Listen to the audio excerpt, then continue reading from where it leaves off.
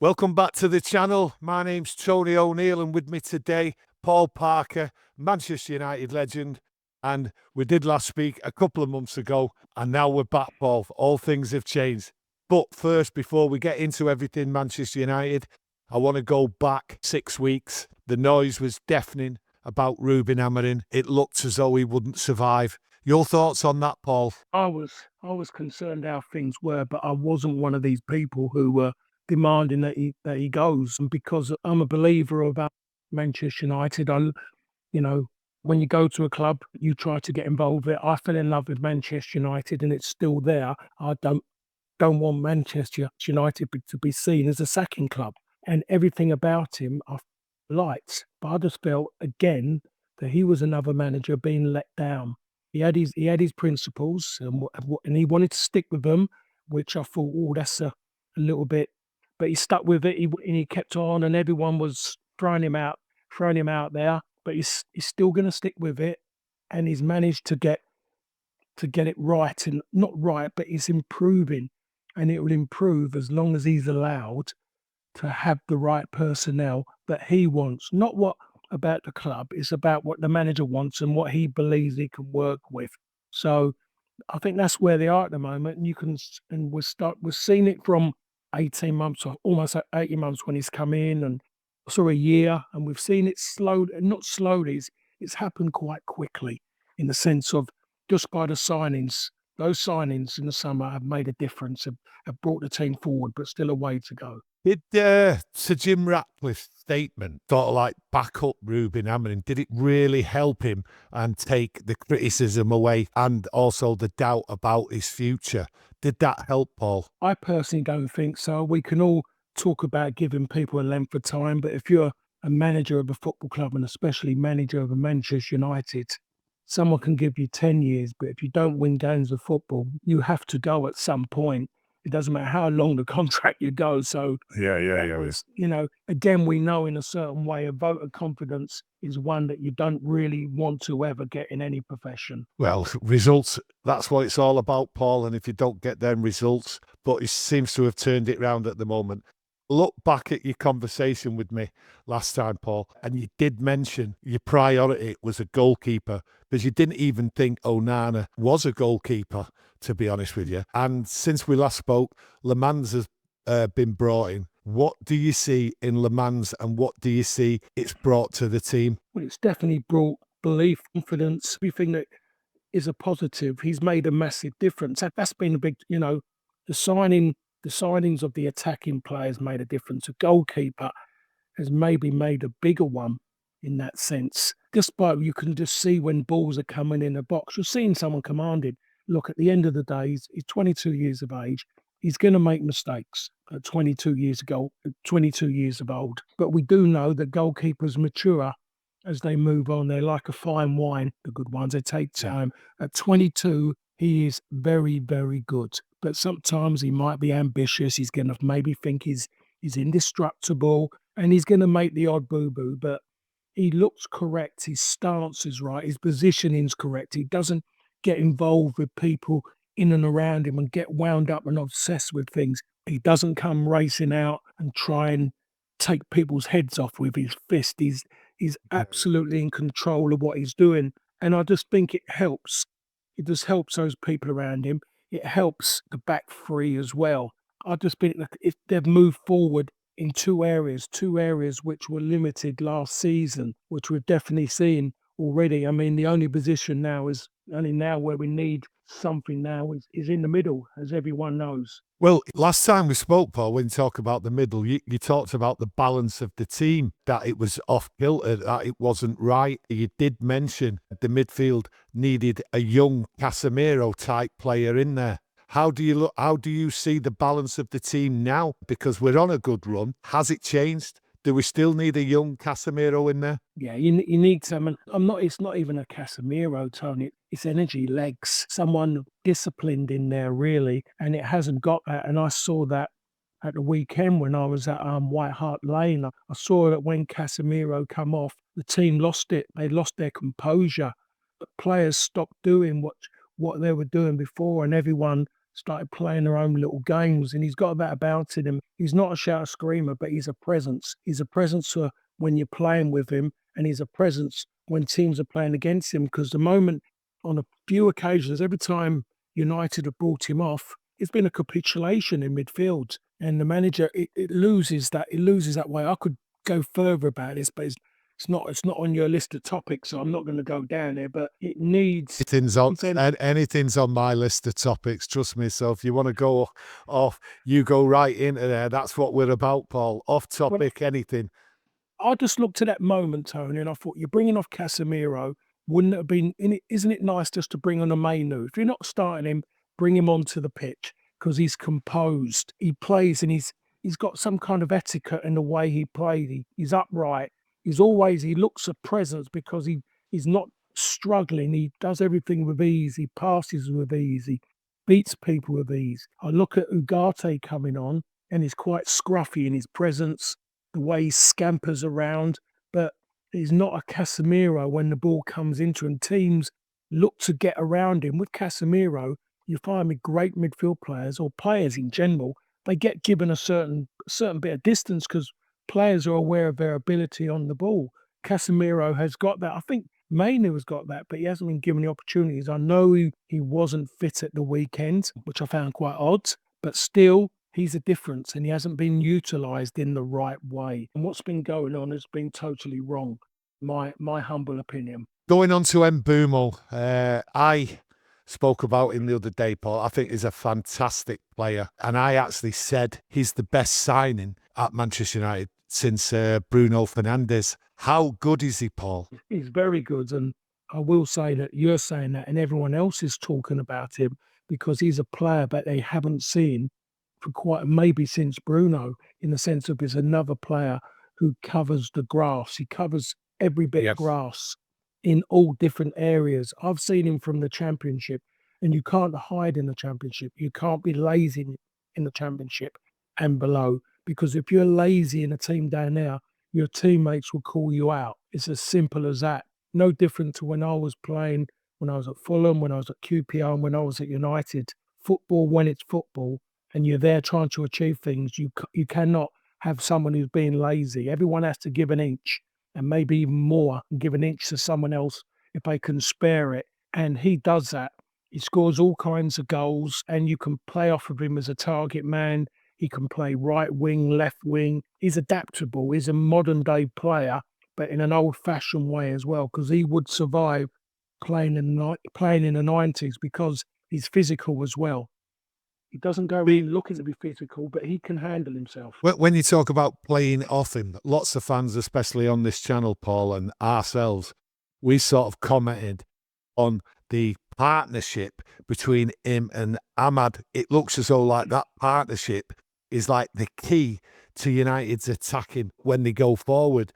It looks to me as though that partnership is just developing, and it's gonna bring big rewards down the line, because Ahmad is a top footballer as far as many people on this channel are concerned. Yes, he is. You just don't know what his best position. When you see him playing wing back, sometimes you're going yes, and he gets in those attacking areas, especially when he's facing in that attacking third.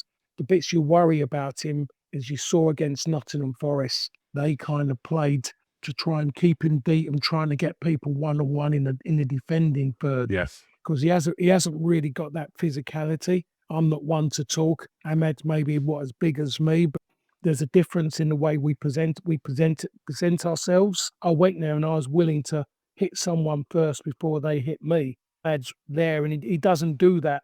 But at the end of the day, he can learn that. But when you talk about a wing back in the way that Amorim wants it, he's the best one in that, because he can attack, but he will defend as well. While you got Dalot there, and you're not getting the best going forward, and you're not getting the best when it's defending. But when you look at those two together, they respect each other. That's a big thing in football when you get players like that.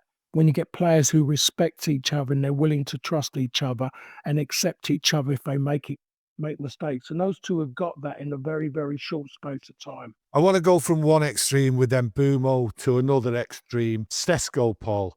What do you make of Sesko, especially the as we look at it, and many Manchester United fans look at it, the unfair criticism. Now, a lot of it's coming from the media, but does he deserve the criticism, Paul? Has he had the run? Is it too early for people to sort of decide where they stand with Sesko? Well, I think we have to remember that there has to be a scapegoat, because when a club goes out and buys two players for over £100 million and both those players are not doing very well, there has to be a scapegoat. So you move to a club which gets more attention, and you look at one of their players who's deemed that he's having a bad time. So you straight away you talk about Sesko, you have a go at him, but you look at what he does, but you look at what he does off the ball. And the problem Yes. with a lot of people follow the ball or look at the ball with him, but you look at his movement compared to Højlund's, and he would make runs out wide, and they're positive runs, not just runs, just I want. They're runs saying, if you can, I'm available. In other words, unselfish runs. While Højlund, after 3-4 yards of running, and it looks like he's not going to get the ball, he would have thrown his arms and he would have stopped. Good forwards make one run, and if that doesn't work, then they'll make another run. He does that, and then he jogs back in. No facial expressions about not getting the ball or anything. So at the moment, he's taking people away when you got Acuna, and when you got an Embueno. So I think that there's a lot of room for him to step on at this moment. There's still space for him to go, but the front three is a vast improvement on what it's been for a number of seasons. I know he's injured now, but I personally would have liked the manager to have played them, all three of them, and give them a run and let them get to know each other, integrate them, and especially Sesko, a lot quicker by playing games of football, not choosing because of Mount's got runs around more. You bought yourself a centre forward, and it's a difficult trait to be a striker on your own in this league at this moment in time. If the manager was then to go out, if you got those three, and the manager was to go and get a midfield player who can become a Roy Keane or a Paul Ince or a Brian Robson, in other words, the old adage, box to box, then you've got another player who could join in with him and do that as well. But they haven't got that. Manchester United haven't got that box to box midfield player, haven't gotten the players who can do that dynamic stuff. And that's why I think that's the kind of midfield player they should be looking for to join in. And if you get that midfield player there, that eases the pressure on the midfield, because team will be wary of how they attack. The front three, people are wary already. The moment Sesko was off, the moment the manager made those, I call them systematic substitutions again, Tottenham stepped on. Yes. And that, when we're judging it, that was the problem. That was the problem at the weekend, and has been the problem for a number of games over his tenure of manager of Manchester United. Well, one of the big problems, what lots of fans go on about, we go on about it, and it's being highlighted all over, to be honest with you, and it's the same thing what was happening last year. It's conceding goals, Paul. There's too many. Why is it happening? Especially when there is no fault on this goalkeeper, Le Mans, whereas people always tended to look straight away and say, oh, that's Onana's fault, or it's Bayindi's fault. There was an easy escape route. There's something still continuing why we concede so many goals. How is it you see that? Well, the problem is now is that goals are being scored. And at least there's goals being scored compared to what it was before, Tony. But I'm looking at it is that I look at it as that, and I've said this on numerous occasions, and I was very lucky for a period of time that I played in an incredible back four, which everyone knew they were going to see week in and week out. And I think, and I use the word because I use it all the time, the word is continuity. I think the manager has to keep the same back three. And given this season with no European football, no League Cup, they play every single game. And they play until such time they get injured or their form drops, and then someone else will come in. But find your free, get your free, and turn around. Don't even have to tell them. You look at them in a way and you manage them. They know that they're going to play. Like when I played, I knew I was playing, but I knew as well that I couldn't just turn around and take it on and just go, it's going to happen. I still had to keep proving myself. So he needs to play that, and it's great having a big squad, But it's a nightmare when you suddenly get disgruntled people, and I don't know if he's trying to keep everyone happy, because the way he substitutes all the time is no rhyme or reason why he keeps doing it. So when he keeps swapping the back three and taking people, regardless of the way the game's going, keep making those substitutions at important times in the game, then that worries me. It shouldn't be happening. You're 1-0 up. You gave a team a little bit of a roll of the dice to throw out their double sixes because you played short little passes in and around your box and they kept nicking it off you. Then you get yourself sorted out and you play long, you turn them around, you squeeze up, things are going well, and then you start making random changes when it was unnecessary, when you're only 1-0 up, but you're not in control of the game. You're not being battered, but you're not in control of the game. And then you bring off Cunha. Now, if I'm defending and I see a Cunha there and I'm kind of going, oh God, he's going to run long, I keep going, me being a human being, I'll get a little bit mentally lazy. So I think I'm going to save myself 5 yards. He can run on me rather than me having to chase him, because that means it's going to be a race. I've got to run harder. I'm running towards my own goal. It's going to get a little bit dodgy. So I'll drop off. But the moment he took Cunha off, all of a sudden their back four suddenly stepped on. They stepped forward because they didn't have to worry about his lung-busting runs behind. So the manager brought that on himself by making those substitutions. Sir Alex doesn't make those substitutions, didn't make those substitutions, wouldn't do it. He sees a team in control at 1-0 up. The team are at home. You're playing away from home, and he sees you're controlling it well. Don't go and make anything that's going to go and disturb it unless it's an injury. And we can talk about Harry Maguire going, but that wasn't the problem. It was the problem was what he done in and around it, taking off key personnel, which teams worry about. We all look for key players that we respect. And when you take off Casemiro, then you bring off a Cunha straight away, that opens the team up. When you look what's there, and then you go to yourself, wow. And then the late, Dalot, bringing on Dalot as well, that wasn't necessary. That wasn't necessary at all. So the manager, he cannot allow himself to feel he's got to give people minutes. It's important that you just win games of football. When you're in control of it, you stay in control. You talk about key players, Paul. I look at December, January, and the question everyone's asking, can Man United cope? Because the Toulouse and Mbumo, Ahmad and Mazraoui to the African Nations Cup. How do you see United coping without them three players, Paul? Well, I look at, for me, Mazraoui, up until that injury he got, was maybe the most consistent player in that sense, the way he was. I don't know what his best position is, but when he goes out there and play, he just looks, he's got a level of consistency in the way he plays. In that way, I put him in the bracket of saying that way of Dennis Irwin in the way he plays. You know what you're going to get. And then and you get it, you'll go, right, cool, he's done all right.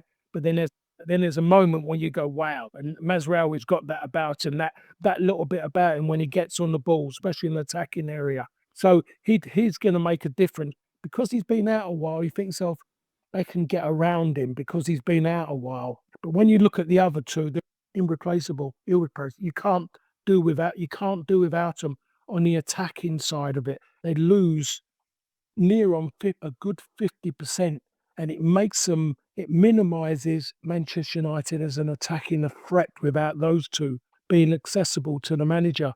That is the big problem that he's got now. How is he going to manage without them? Where's the goals going to come from? Where are the two players who are going to make opportunities? So much pressure is going to be on Cunha.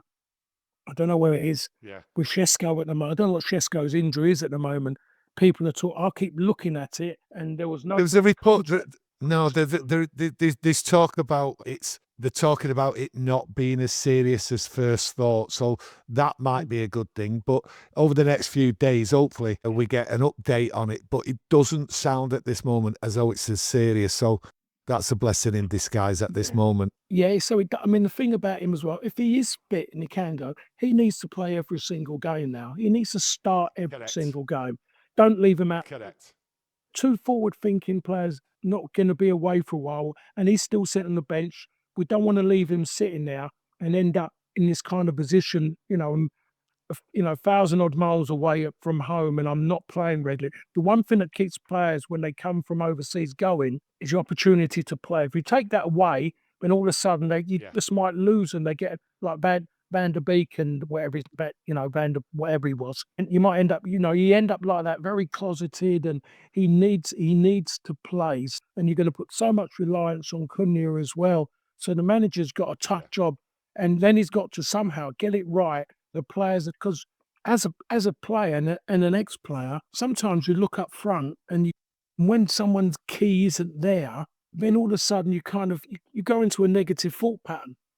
It's human nature to do that. And when you go 1-0 down, you start looking around, where's that goal going to come from? Where are we going to get it from? We ain't got him. We haven't got him.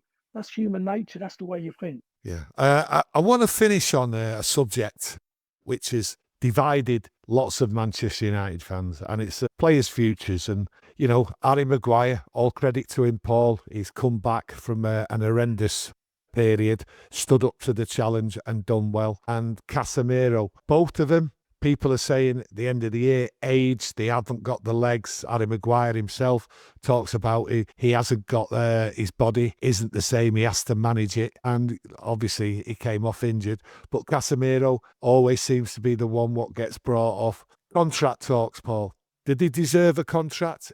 Is this the right way to go for the future for Manchester United? Should they bring in young blood in the summertime? Well, Casemiro for me is the one player that I think to myself, you look at him and what he gives you, you would say with him because of what he's achieved in his manner. And when he's on that park, I still think I think he still can be effective. Just in and around, to have someone like him around. Every seed, he tells you something. And when you players now, and they all talk about legs going, I never once, and I first met this player when I was in the England squad with him, and then all of a sudden he's getting older, then I end up playing with him. Never heard him more. He would never be talking about his legs going. Brian Robson. It wasn't one of them. It's an easy thing to say when he's overfoot, his legs are going. You go and tell Ronaldo that his legs are going. Well, so when you've got someone who comes out and says about it, and I've got, Harry Maguire's never been the quickest, never been the most agile, always been what he is. Playing in a back four, sitting deep suits him because he can just head and volley from there. But having to play in a system like this where agility is needed, opening up your body, being able to read and see the situations going around, now that's the issue. He can go and play in a team that sits off and protects the box. I'm going to say sit deep. I don't use this low block rubbish. Yeah, what a load of rubbish. So he can do that in any team, but teams who want to be successful won't do that. So I'm going to turn around and said words that were said to me, which at the time got me emotional, but I understand it so much better. I understood it 2 years, 3 years, and now it's part and parcel. Sometimes what I talk about, you can't let sentiment get in the way of a decision. So with Harry Maguire case, great that he's back on side of a lot of people. Great that he's done what he's done with the goals he's scored and everything. Is he going to be one of those who's going to help Manchester United step forward? The answer is no. But it's great what he's done, and he's been wonderful. The fans like him now. He's become a cult hero. No, you can't. If you're going to be a serious contender, or you want to get back where you should be, no. You look at young Heaven now. You're looking at a young Euro. Those two need the opportunity to know there's a place to battle for, and they need to then go in there and get it and prove themselves. If you keep having to bring someone all the time, bring someone on for sentimental reasons, or because you're chasing a goal, because Manchester United behind, so you bring on the centre half to go and sit in the box just to head and volley for you and beat people up in the box to score a goal. You're not Manchester United. It's just the wrong pattern for Manchester United. So when his contract ends, you still got a Martinez there, you still got a Heaven, you got a Euro, and you got their best defender in De Ligt there as well. You got Israel, he can do a role in the back three as well. You still got Luke Shaw, who's got a contract to run as well. Too many chefs in the kitchen. You can save wages. You don't have to go and buy another centre half. Well, what a great way to end, Paul. No more sentiment. You're actually echoing this channel's words. Listen, I thank everyone watching. Paul, I hope to have him back at some point in the future. Please press that like, please subscribe, and we'll be back with another video as soon as we can. Thank you very much. It's been a really pleasure having you on, Paul. Thank you very much. Cheers, Tony. Thank you.